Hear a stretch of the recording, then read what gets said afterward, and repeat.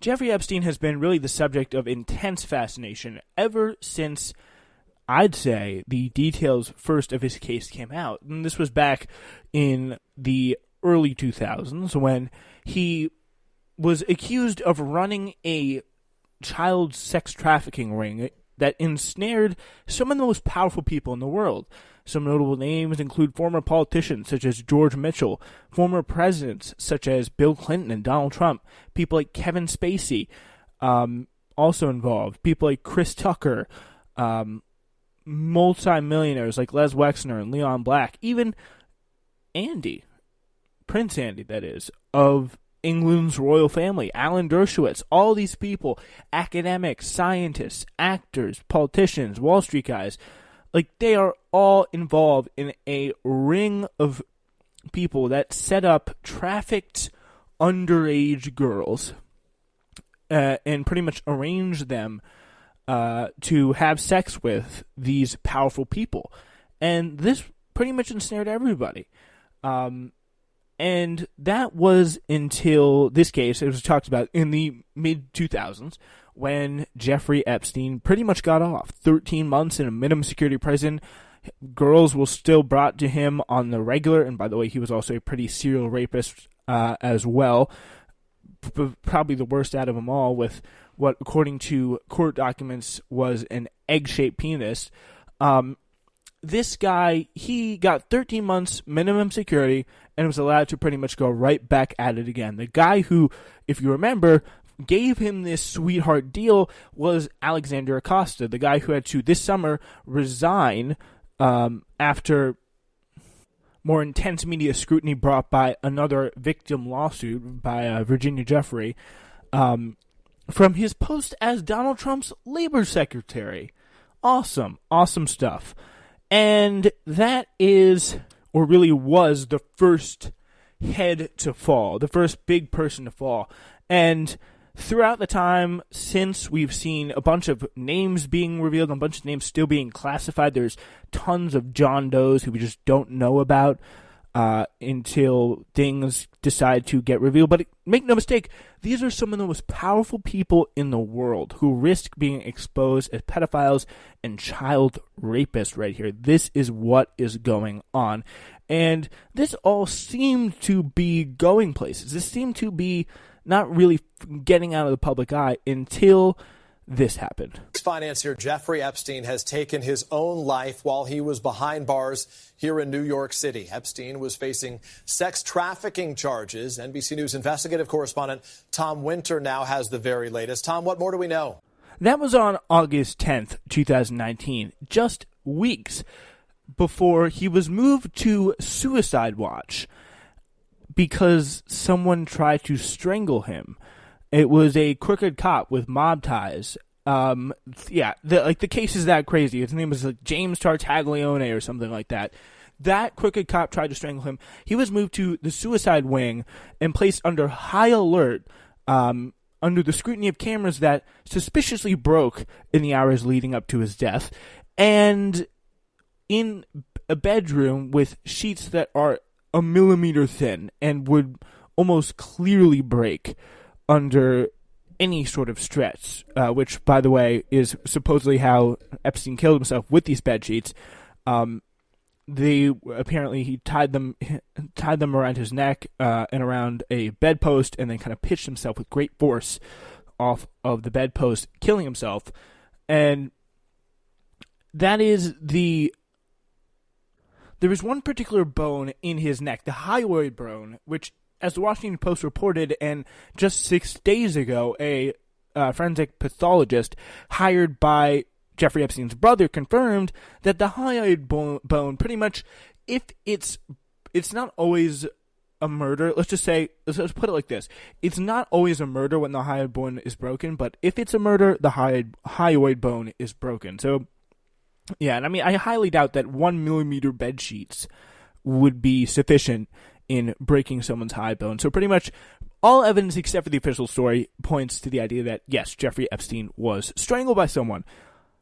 That is an interesting discussion that we can have tons of speculation over. And the thing is, there just might be someone who may be able to help. Of Jeffrey Epstein brings new attention to his alleged co-conspirators who could still face charges. And number one on that list is Ghislane Maxwell, who's accused of finding teenage girls for Epstein and his friends, including a member of Britain's royal family. That particular claim has already been thrown out of court, but others remain. Holly Williams is in London outside Buckingham Palace. Holly, who is this Ghislane Maxwell? Good morning. Well, Ghislane Maxwell grew up the daughter of a wealthy British media tycoon and studied at prestigious Oxford University before becoming a close associate of Jeffrey Epstein. Her current whereabouts are unknown. According to The Cut, Maxwell is the daughter of publisher and alleged Israeli spy Robert Maxwell. In short, she comes from money. Per the Wall Street Journal, she grew up and attended university in England, then moved to the United States after her father fell to his death from his yacht, the Lady Ghislane. Epstein reportedly uses a yacht with the same name to transport women from St. Thomas Island in the Caribbean to his own private island, which locals have nicknamed Pedophile Island. Exactly how Maxwell and Epstein met is unclear, but the two reportedly dated for a short time, around 1992. Then they remained close friends after breaking up. Per 2002 New York Magazine profile of Epstein, Maxwell, who has been linked to Epstein for more than 2 decades, lent a little pizzazz to the lower-profile Epstein. The Oxford-educated Maxwell, described by many as a man-eater, she flies her own helicopter and was reportedly seen dining with Bill Clinton solo at Nello's on Madison Avenue, lives in her own townhouse a few blocks away. Epstein is frequently seen around town with a bevy of comely young women, but there's been no bold-faced name to replace Maxwell. You may read about Jeffrey in local and social columns, but there is so much more to him than that, says Jeffrey T. Leeds of private equity firm Leeds, Weld & Co. She also in 2012 founded the Terra Mar Project, which is a nonprofit that actually advocates for protecting ocean waters. What? That's really cool. It's really cool. Anyway, so pretty much the idea is here that she is his madam, she is his procurer, she is the one who would kind of pick out girls for Jeffrey Epstein, get them into the network so they could be put from one place to another, brought from one man to another. She's incredibly friendly with Bill Clinton and British royal family members. Other people she's linked to include Alan Dershowitz. She was a guest at the aisle seat in Bill Clinton's, literally, an aisle seat. You can see as she's walking down the aisle, Ghislane Maxwell's head is sticking out, looking at the Clintons as they walk down. Also seen photographed in a really incredible lineup. Donald Trump, I believe Melania Trump, Jeffrey Epstein, and Ghislane Maxwell. Donald Trump and Jeffrey have multiple pictures together. She's been accused of recruiting, grooming girls, obviously, and women into Epstein's sex trafficking ring. They kind of acted as leaders of an organized crime family, and that Maxwell helped traffic girls and women to powerful figures. Per the documents, Maxwell lured the alleged victims into the sex ring by offering them modeling, fashion, and educational opportunities. And these were pretty desperate girls who would come from incredibly poor backgrounds in both Eastern European countries and closer to home in kind of the poor area around Jeffrey Epstein's kind of Palm Beach residence. Furthermore, in 2009 depositions, 2 former house managers also testified Maxwell kept photos of the young women in sex acts. So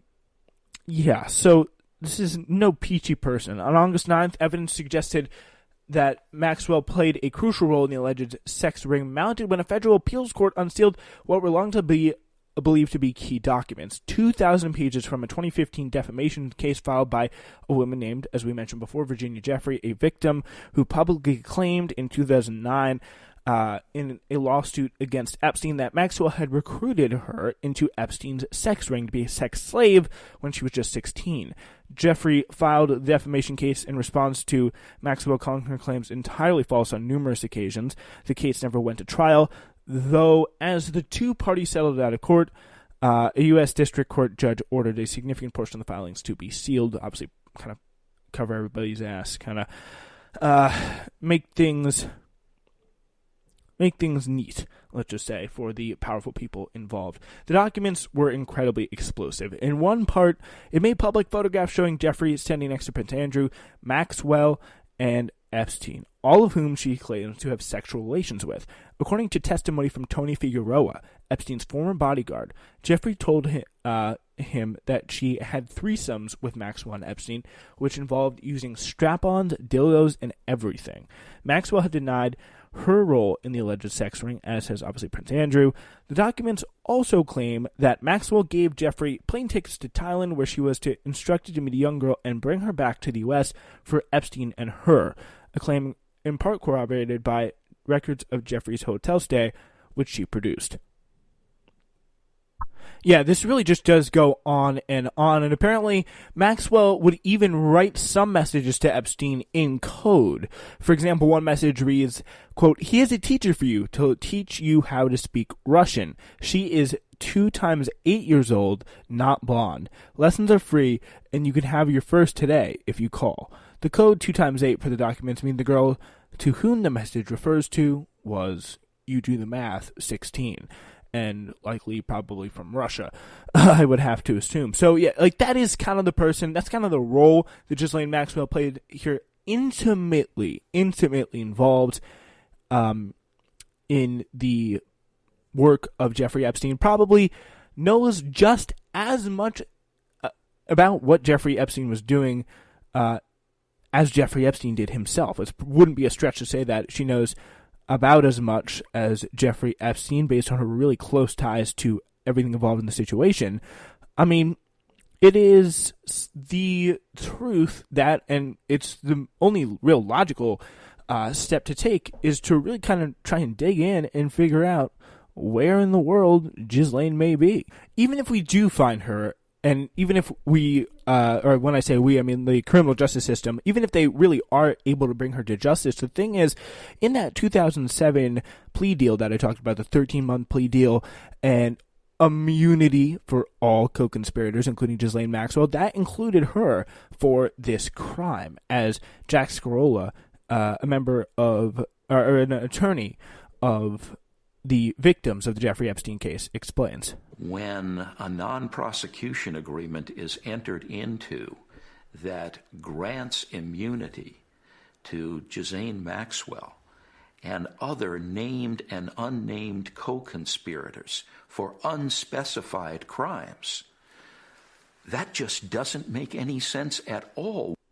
And I do apologize if before I said Prince Harry, I did mean Prince Andrew. I just want to completely cover my bases. Prince Harry has nothing to do with this. It is Prince Andrew, the second in line, who has a little bit more of a taste for the more eccentric things, shall we say, like young women, who is deeply involved in some of this stuff, probably one of the biggest names involved in some of this stuff, and kind of has been, at least if you look at some of the, if you read some of the tea leaves, has been, in a way, thrown to the wolves by the royal family as someone who kind of is going to be, he's kind of the sacrificial lamb to keep the whole thing going. Many people have described what's going on with him as that. So that is a little interesting aspect of it. But there are many accusations against Ghislane. It's very possible to bring her back in prosecution, but that would mean finding her. And the thing is, absolutely nobody knows where she is.